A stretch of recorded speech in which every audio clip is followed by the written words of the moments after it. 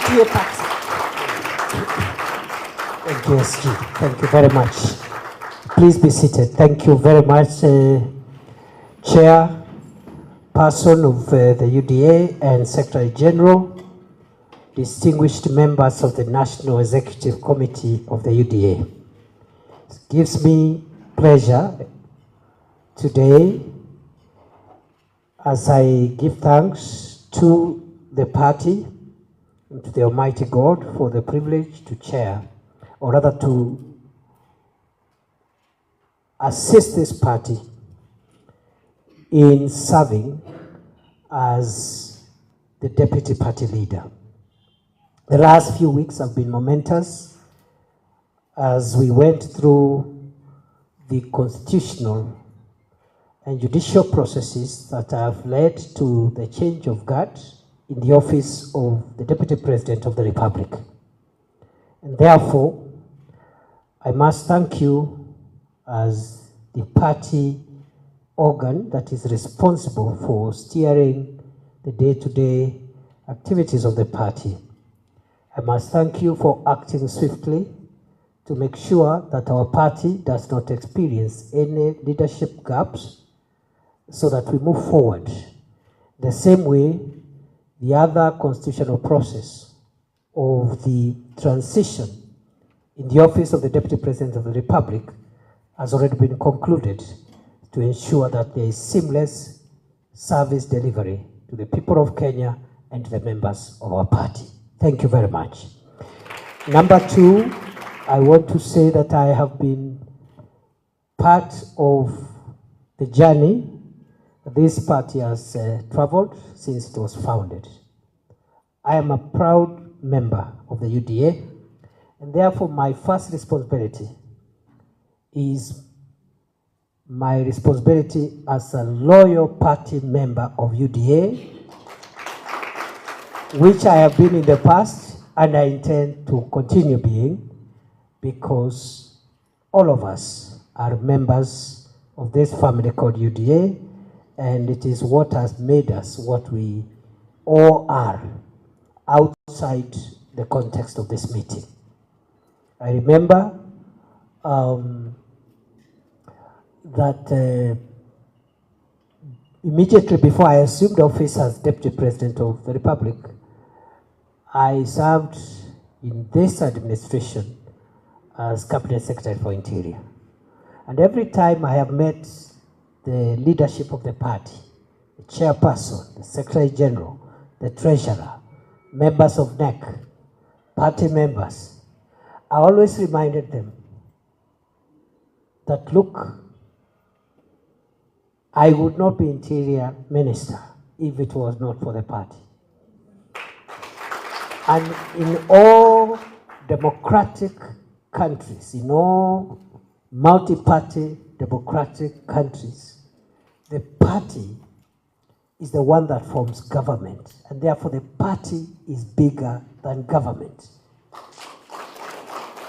The head of state and government is the party leader first before being president, because he is a product. He holds that office by virtue of the party.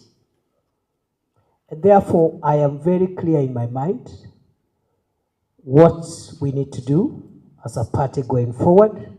Of course, the second role, which has been bestowed on you again with a lot of humility this morning, I accept, other than being a party member, to now serve as deputy party leader. In that role, I expect to assist our party leader as he steers our party, as he steers the country, as the leader also of the country at the moment, so that some of the functions that he delegates to me, requests me to assist him, or I am asked to assist him by the party, I'll be more than able, more than willing and available to assist him. I am taking over this role in a very, very defining moment in the life of our nation. At a time when The country is engaged in, or has been engaged in the recent weeks and months, in conversations about identity and who we are as a country. There has been conversations around our nationhood and our identity as the people of Kenya. Having been a founder member of UDA, having served in different roles within the party, especially my role as chief agent of the president, our presidential candidate, and the running mate during that time, I am aware that our party stands for the unity of our country. I am also privileged to have taken part in the drafting of our constitution and also the setting up of the various organs that are established in the party constitution. I have also been privileged to be part of the team that put together the manifesto of our party. And in all those things that I have cited, I am also very aware that our party stands for the unity of our country. And therefore, as this transition takes place, I want to assure you my unwavering loyalty to the ideals for which our party stands for. I will work with all the organs established under our party constitution for the good and for the better and optimal performance of our party as expected of us by the people of Kenya. I will lead a very consultative engagement, and of course, we will all take direction and leadership from our party leader, who is the vision carrier of our administration and who right now is in the steering of our party even as we march into the future. The last thing that I want to say is that even as we look at building unity in the party and unity in our nation, I want to communicate or assure that a united country, the unity of Kenya, is not a threat to the segments that constitute Kenya. We need to understand that the unity of Kenya is not inimical. It doesn't work counter to the interests of the segments that constitute Kenya. What it does is to make the segments that constitute Kenya stronger and more viable. And therefore, I know there is a multiplicity of ideas, interests, aspirations, but those ideas of the various segments which constitute our party must converge so that we pursue the broader ideas that our party believes in, and that is how we will build a strong country, a united country, unify our people, create nationhood, and create the viability of our republic, because without our unity, our republic will not be viable. We will be doing small things all the time because of our thoughts, our interests, our values are not aggregated together. So I'm a firm believer of the unity of Kenya, the indivisibility of Kenya, the oneness of Kenya, and we start that by pursuing these ideals in our party, within our party, so that whatever views that party members have, sections of our parties, including persons with disabilities, young people, the older members of society, different religious, ethnic, or whatever other shapes that we have, let us remember all the subnational interests must always converge and meet at the table of our country as a whole. So I wish you well, and I look forward to work with you, and I look forward to spending more time here. I have been coming here of course with the permission of the party leadership, but in a discreet manner for two reasons. Why I've been coming here at least once every 2 weeks for an hour or so is because I was the Interior Minister and I needed to know that this place is secure because because the head of state is our party leader and he uses this facility, isn't it? And therefore I needed to check from time to time that this facility is secure for the Commander-in-Chief. Number two, I used to come here because I until now, and I'm still consulting with the chair and the SG and the other leaders of the party of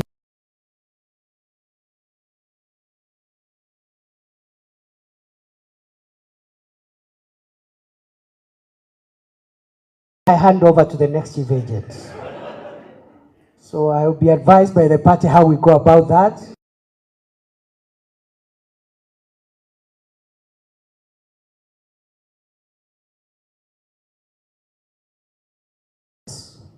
Of our presidential candidate.